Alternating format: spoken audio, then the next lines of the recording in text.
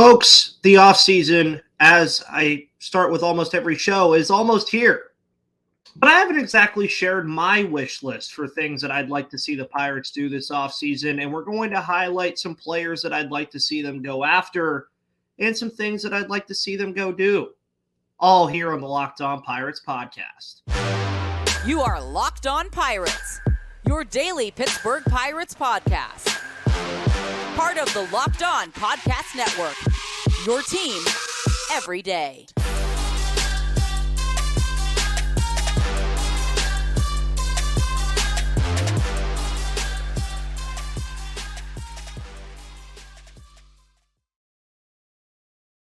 Alrighty, everybody. Welcome back to the Locked On Pirates podcast here on the Locked On Podcast Network, where it's your team, your Pittsburgh Pirates every day. My name is Ethan Smith. As you can see right there in that lower third, I am here to always give you all of your news, analysis, opinions, and reactions to everything going on in the world of the Pittsburgh Pirates. And we're starting to get some news, folks. We're starting to get some fun stuff going on with the offseason. The offseason's almost here. You're going to start seeing guys signed to new teams, new faces, new homes. It's going to be very fun. And when I say fun, I think it's going to be fun from the aspect of covering it, but I don't know how fun it's going to be in terms of what's going to actually happen for this Pittsburgh Pirates team. And I've talked a lot about the offseason. I've talked a lot about the things that the Pirates could do and what direction we could expect them to go, with it looking like the Pirates want to be a competitive baseball team heading into spring training of 2024. But I haven't exactly shared my wish list of things that I would like to see the Pirates do. And when I say things that I'd like them to do, I think it's obvious that me, like everybody else, wants to see them go sign a starting pitcher, go sign a first baseman, extend whoever inside in-house so that you can lock them up and get the core ready to go for a series of playoff runs and NL Central titles and all the stuff that sounds so beautiful to us, right? But a lot of that also boils down to specific players that myself, Ethan Smith, your host of the Locked On Pirates podcast, really would like to see this team go after. Now, it is, again, very hard. If you listen to my show yesterday with Gary Morgan, where we talked about a lot of this specifically with starting pitching, it is very, very, very hard to gauge how the market is going to look in free agency specifically. And it gets even increasingly harder on what the value of players looks like when you're looking at trades.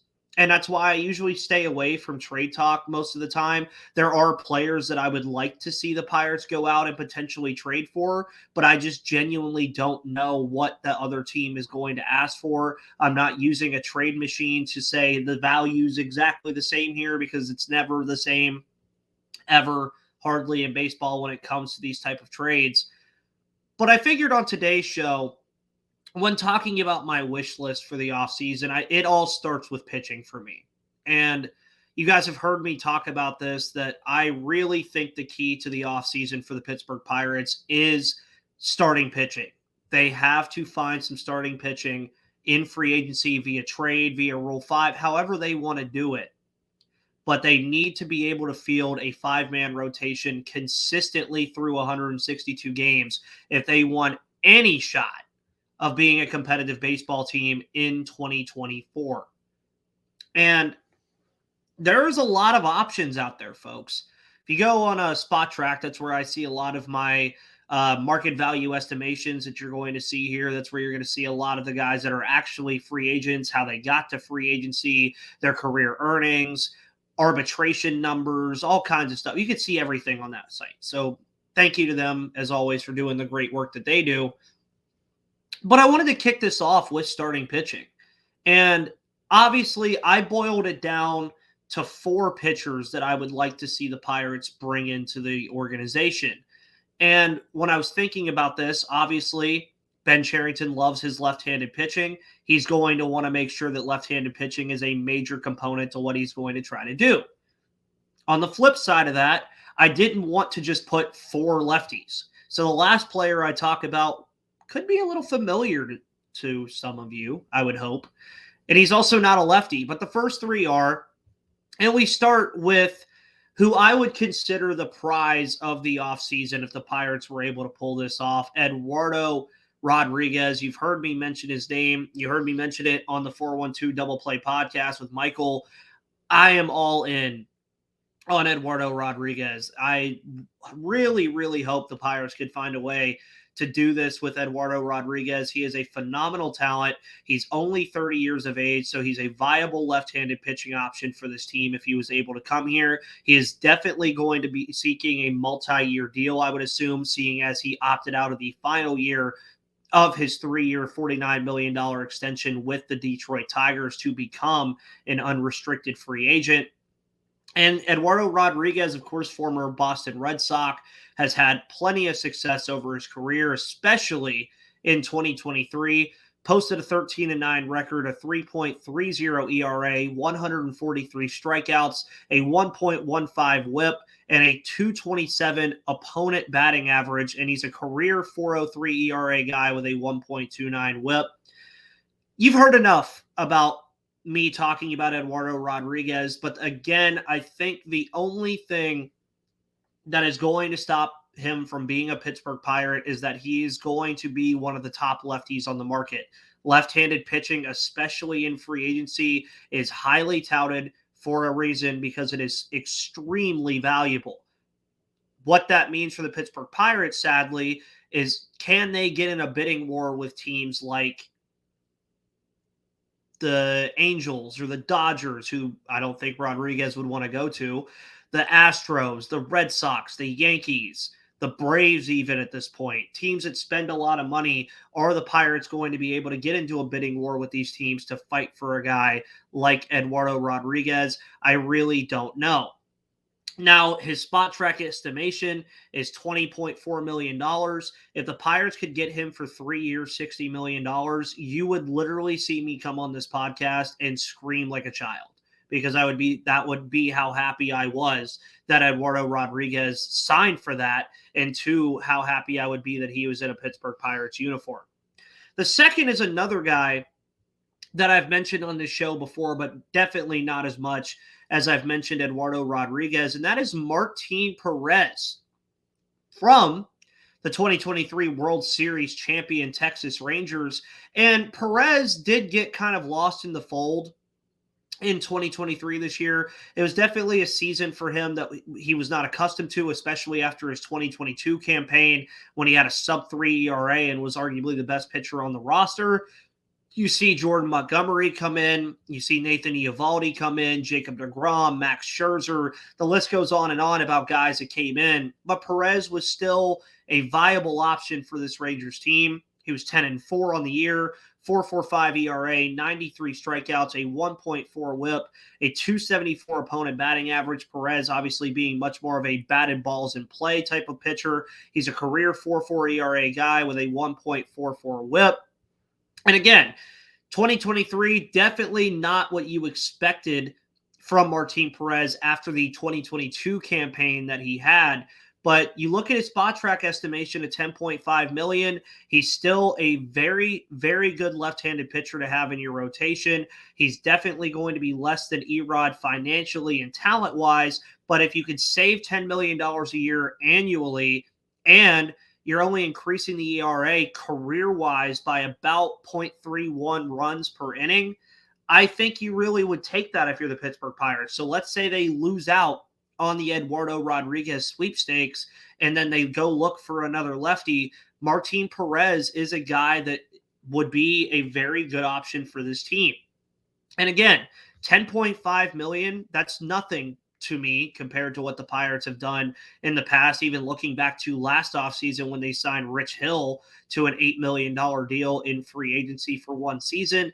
But I think the biggest thing that I will lead with, because I'm going to also lead with it going into the next segment, is that the Pirates have to, and I mean have to, sign some of these guys to multi-year deals to lock them in to what they're trying to do, lock them into the plan to be a contending team and make it happen. I have 2 more pitchers and then 4 first basemen coming your way in segment 2.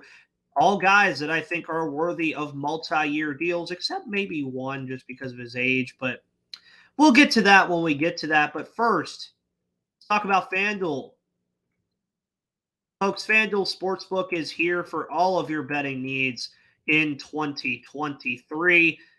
The year's coming to a close, but you know what isn't? The NFL season, because you could score early this NFL season with FanDuel, America's #1 sportsbook. Right now, new customers get $150 in bonus bets with any $5 money line bet. That's $150 if your team wins. And if you've been thinking about joining FanDuel, there's no better time to get in on the action. The app is super easy to use, and there's a wide range of betting options, including spreads, player props, over-unders, same-game parlays, and more. So visit FanDuel.com/lockedon to kick off the second half of the NFL season, because FanDuel of the NFL and an official partner of the Locked On Podcast Network. Alrighty, everybody, and welcome back to the second segment of today's episode of Locked On Pirates here on Tuesday, November 7th. It's off-season time, folks. We're having some fun here. We're having a lot of fun talking off-season. And today we're talking about Ethan's wish list. I'm naming 8 players, 4 starting pitchers, and 4 first basemen that if they were signed to the Pittsburgh Pirates, you'd hear no negativity out of me. Not that you ever hear negativity out of me very often. I, of course, am Mr. Positive here on the Locked On Pirates podcast. I'm like a proton. Stay positive. But number 3 on my list of starting pitchers that if the Pirates were to sign them, I would have no qualms about it at all. That is the submariner, Alex Wood. Alex Wood, of course, another left-handed pitcher in free agency, is an unrestricted free agent after spending 2023 with the San Francisco Giants. Had a 5-5 record, a 4.33 ERA, 74 strikeouts, a 1.43 WHIP, and a 263 opponent batting average. Kind of similar numbers to what you would see from a guy like Martin Perez, just the opponent batting average a little bit lower, the ERA around the same, less strikeouts. Again, another bat-to-ball kind of pitcher. Make sure that he gets a lot of ground balls. Wood, by the way, also a career 3.74 ERA guy with a 1.24 WHIP. He's a solid lefty.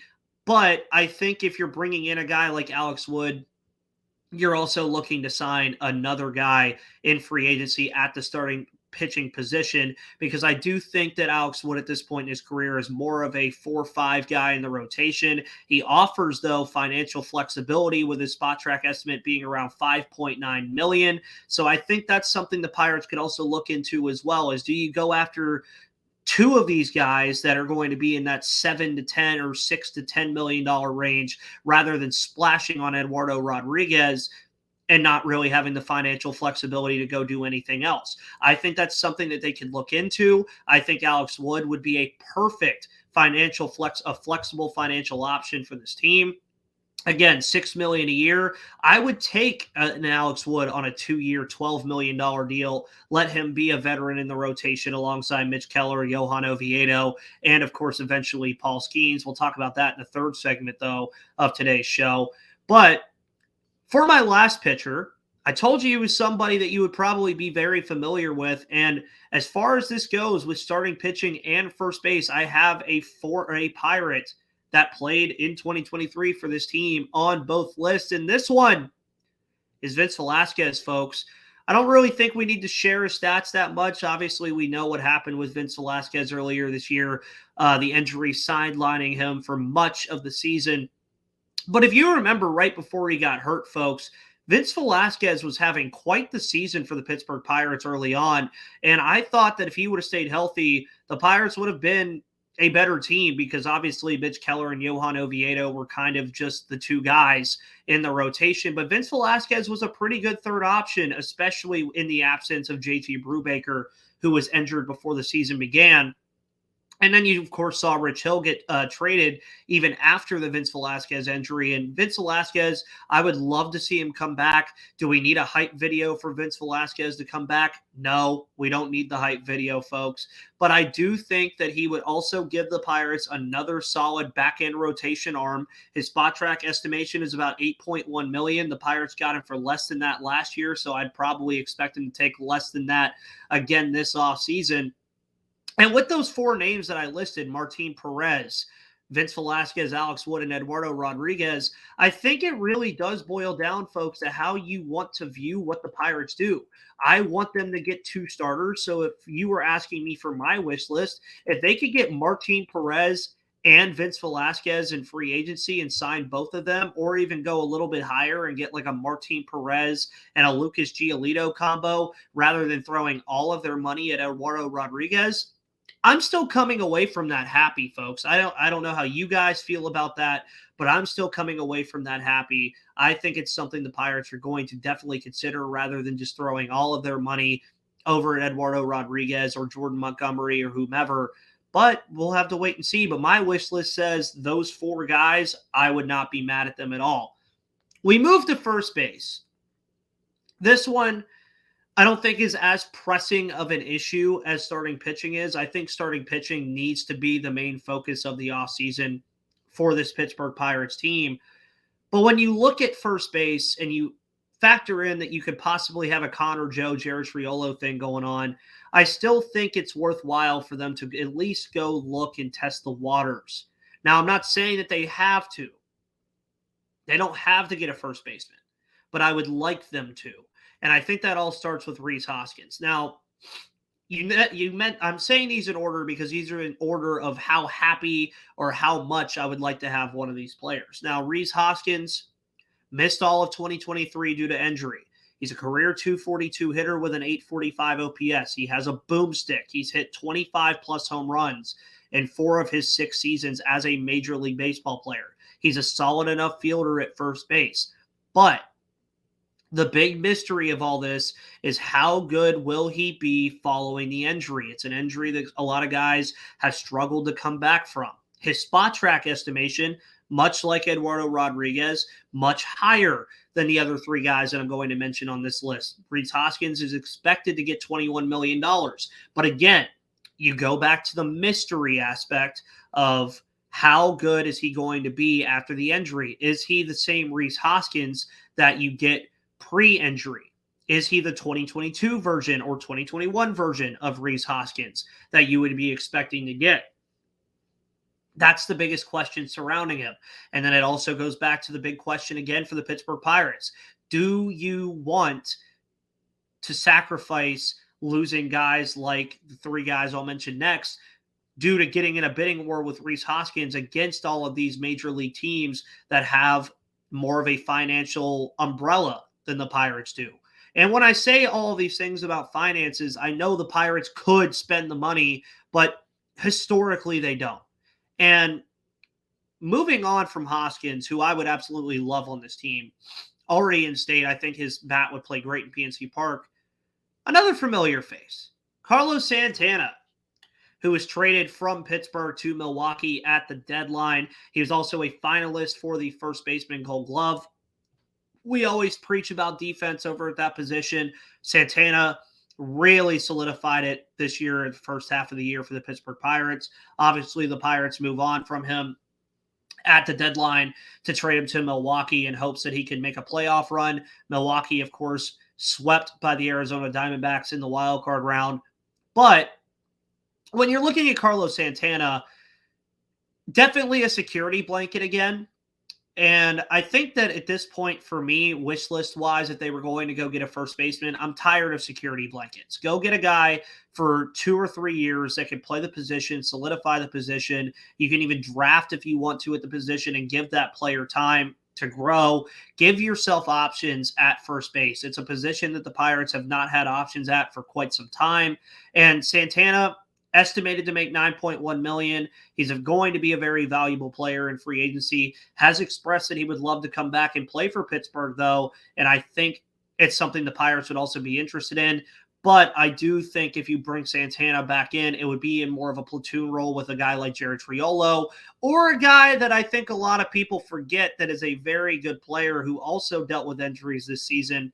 And that's CJ Cron, who was traded from the Rockies to the Angels at the deadline. CJ Cron did not play that many games this year, only played in 71 games, was a big acquisition by the Angels at the deadline, who were sniffing the playoffs for Shohei Ohtani and trying to prove to Ohtani that they could get there, but Cron fell to injury and hardly played for the Los Angeles Angels. And Cron ended the season with a 248 average, a 729 OPS. He's a career 260 hitter with a 791 OPS. We did see him lose some of that power element in 2023, although he only played 71 games. He's nearly a 200 career home run guy and also has a +1 defensive run value from last year at the 56th percentile via StatCast at first base defensively. Cron can also play the outfield as well if that's something the Pirates would want to do with him. Estimation for him on Spot Track, $8.6 million, around the realm of Santana, but you're getting a player that's about 5 years younger. If you go after CJ Cron, you're getting a player that would solidify that first base position on a 2 or 3 year deal. Also has outfield flexibility if it doesn't work out at first base. I think this would be a phenomenal signing by the Pittsburgh Pirates.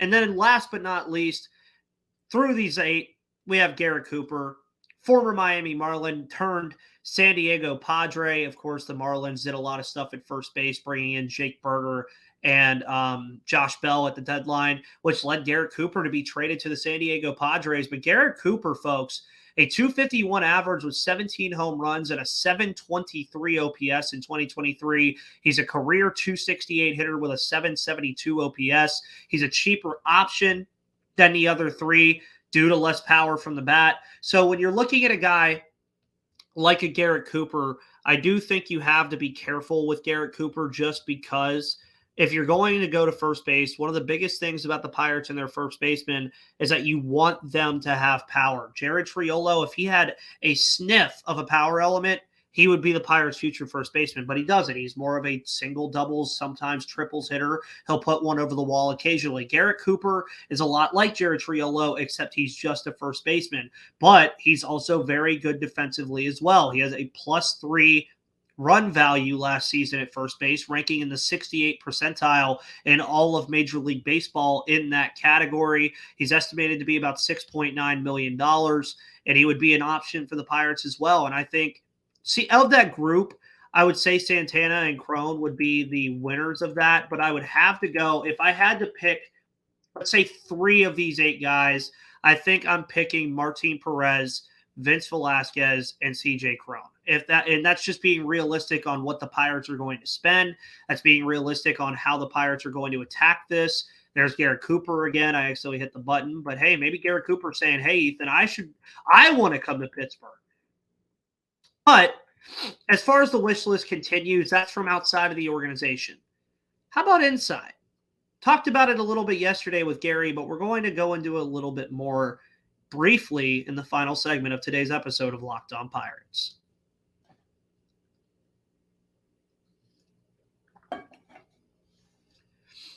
Alrighty, everybody, and thank you for coming in to the final segment of today's episode of Locked On Pirates here on the Locked On Podcast Network. Remember to always follow me on Twitter at MVP_Ethan or at Locked On Pirates. My last and probably biggest wish list for the Pittsburgh Pirates in the offseason. Mitch Keller should already be in the office. He should already be talking to the team about an extension. The team should already be talking to Mitch Keller about an extension. And a lot of Yins have asked me, what would it look like for an extension for Mitch Keller? Well, let's get a few things out of the way. Keller is arbitration eligible this year and next year. He is a free agent and hits free agency after the 2025 season. In 2026, he would be an unrestricted free agent available to every team.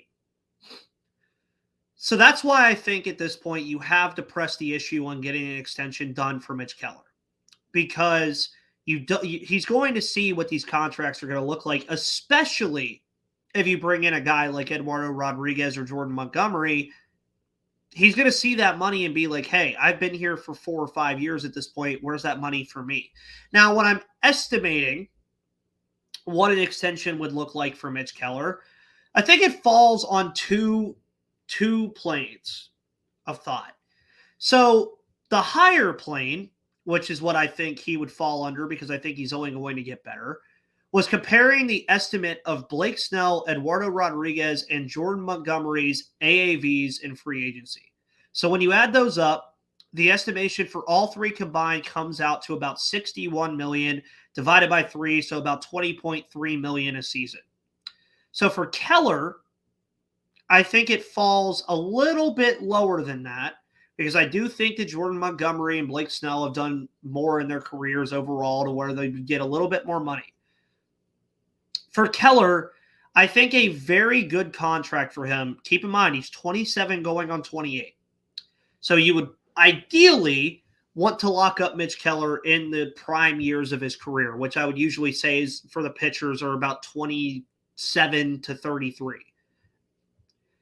I would think in the ballpark of 5 years, $85 million suits him well. It's about $17 million annually. I think that would be a phenomenal contract for Mitch Keller. You could backload it or front load it or do whatever you want to do. But what that would do for you is that would eat up the arbitration years. So then you're saying 2024, 2025, 2026, 2027, and 2028, Mitch Keller would be here. He would not be a free agent until 2029, which would be his age 33, almost 34 season. So you would be locking him up for the prime years of his career. What this does, though, to go even deeper, is it allows the Pirates to mold the rotation around their ace, which is Mitch Keller, and we'd expect eventually the generational talent, Paul Skeens, with a free agent signing or two and other young pitchers that are going to continue to come along the way, like Thomas Harrington, like Jared Jones, like Mike Burrows when he eventually gets healthy. Getting Keller locked up, I think, would work wonders for this team. It would almost feel like their marquee free agent signing because you would know that he would be here for the next 5 years. And when I say 5 years, $85 million, it does also compare higher to an extension that we saw with a extension that I actually compared, I believe, earlier this year, where we saw the Marlins sign starter Sandy Alcantara to a 5-year, $56 million deal. So that is definitely a lot higher. But you could also argue that if Keller continues to get better, $85 million is about what he deserves. Now, $90 million, I think, is also in play there too, where it's about $17, $18 million a year. But when you have an ace on your staff, you have a growing rotation, you have strong roots pitching-wise in the minor leagues, I think it's time that you get that done with Mitch Keller. I think it's time that the Pirates need to think about that. And I think that would cap off my wish list, and that would be honestly the best thing that could happen for the entire offseason. But folks, let me know what's on your wish list or who is on your wish list for the Pittsburgh Pirates this offseason. My name is Ethan Smith. You can follow me on Twitter at MVP_Ethan or at Locked On Pirates for all of your news, analysis, opinions, and reactions for everything going on in the world of the Pittsburgh Pirates. You can find this podcast on Spotify, Odyssey, Google Play, YouTube, or wherever you get your podcasts. This is the November 7th edition of Locked On Pirates here on Tuesday, November 7th, 2023. My name is Ethan Smith, and I will see you on the flip side.